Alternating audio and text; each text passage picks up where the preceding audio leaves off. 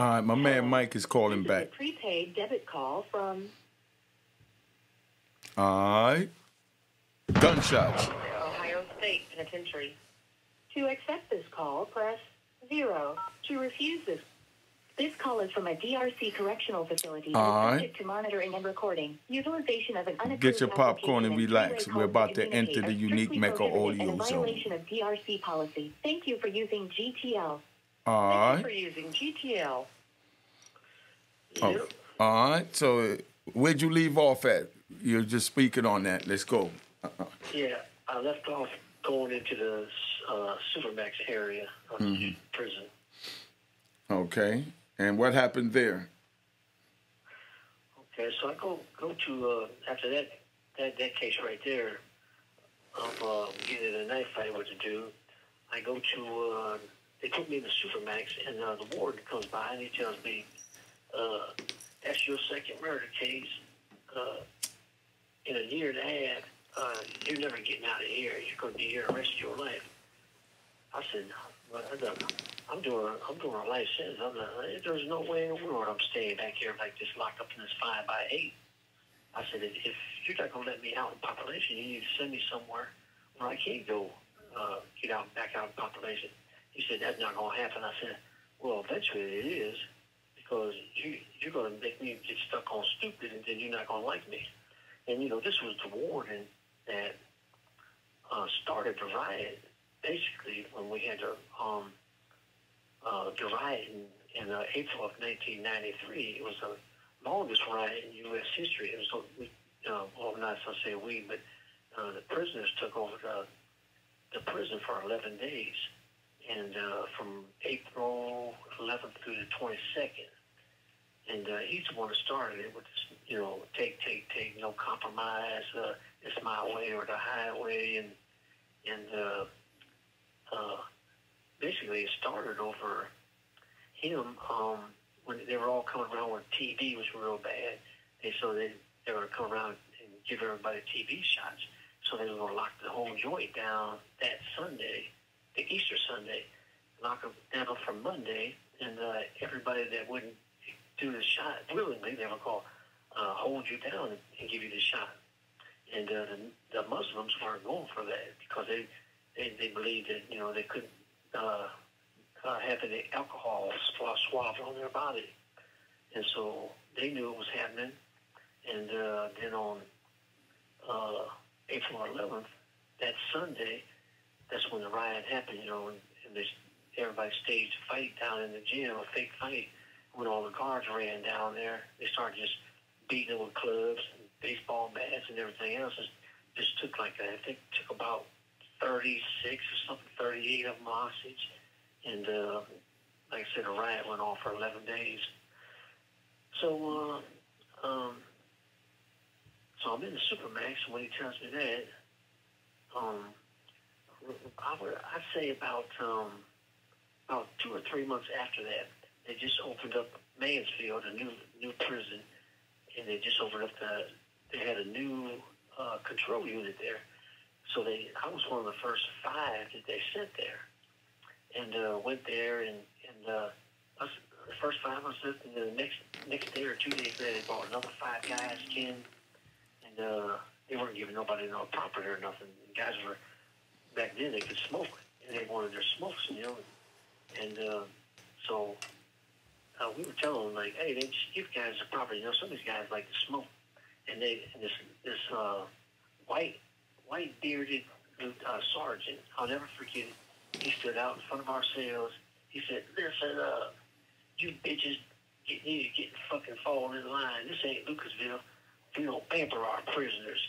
I said, "What? Wait, hold up. Ain't nobody disrespect you. Now we're bitches or something." So anyway, they wouldn't give nobody no property and stuff. They said that's an order of the unit manager. So another 2 or 3 days went on, and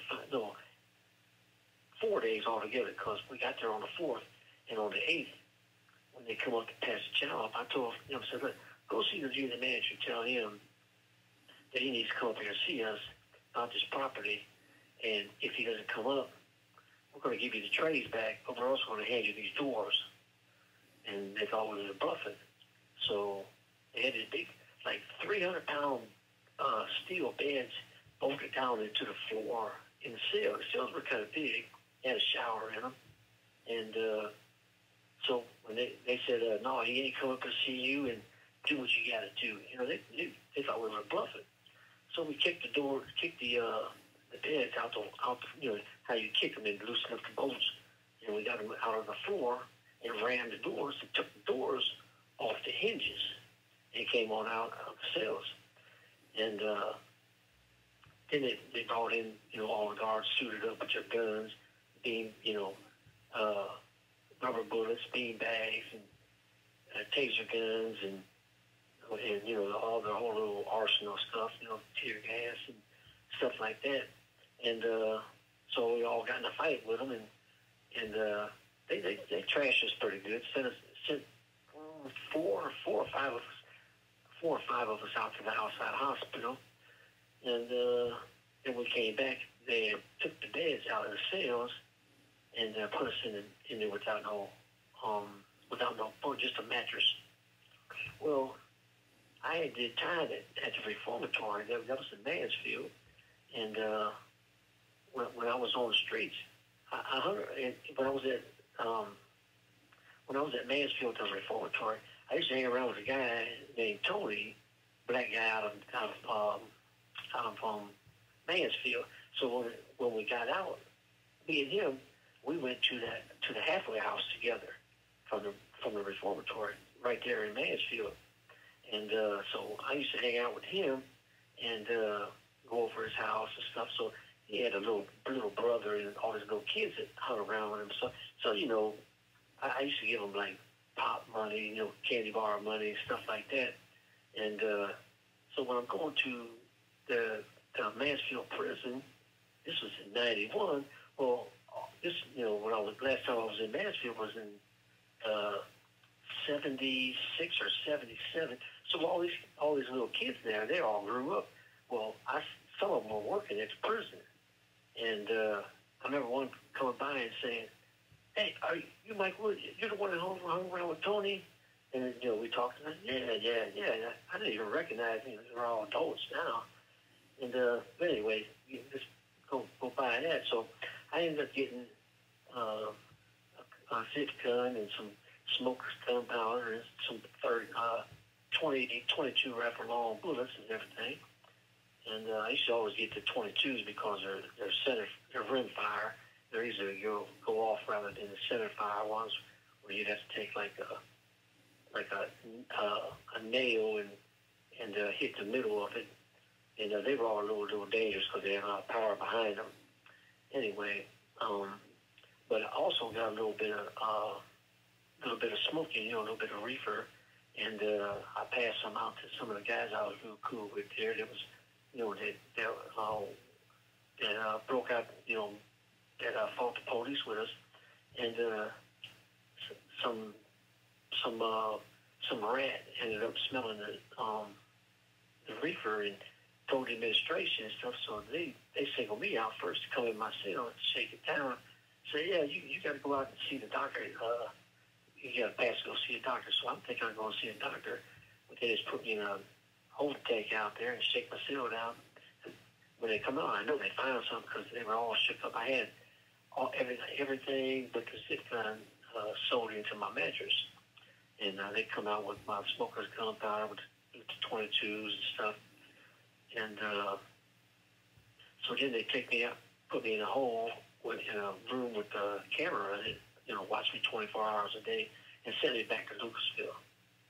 And then I went back to Luke, and about 6 weeks after that, from the Supermax there again, then they sent me to Lebanon, and they put me in a hole there, up on the top range by myself.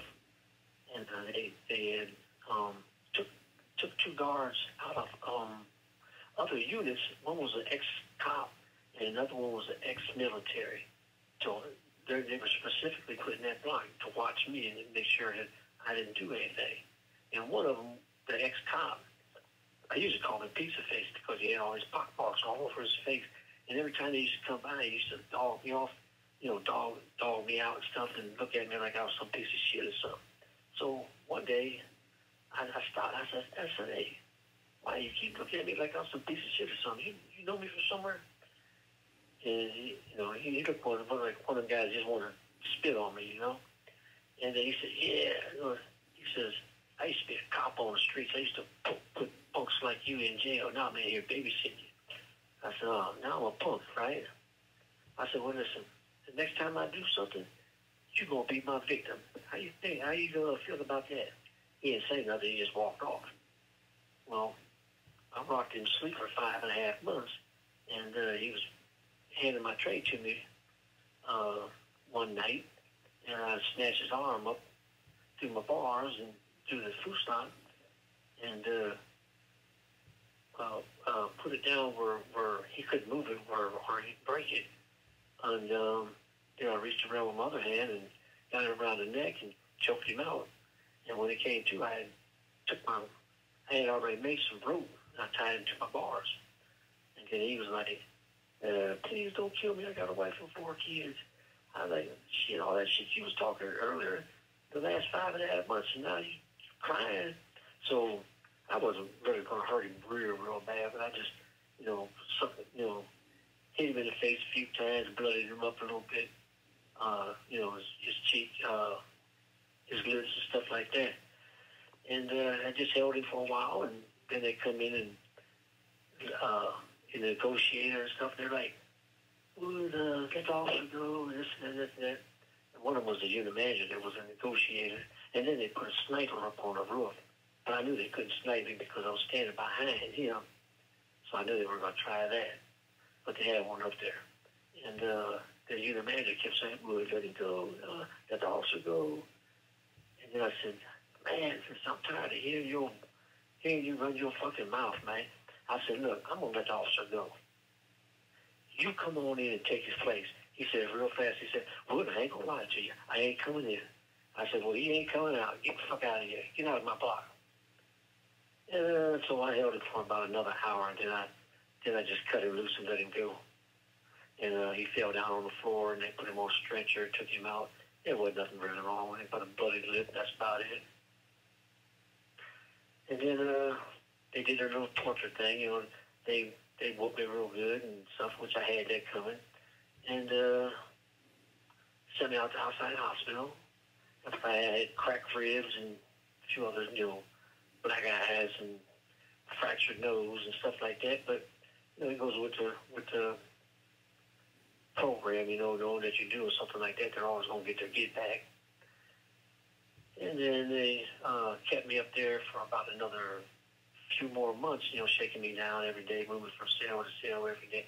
Cleared the whole block out. I was the only person in that block for like 5-6 months, and then they sent me back to Lucasville.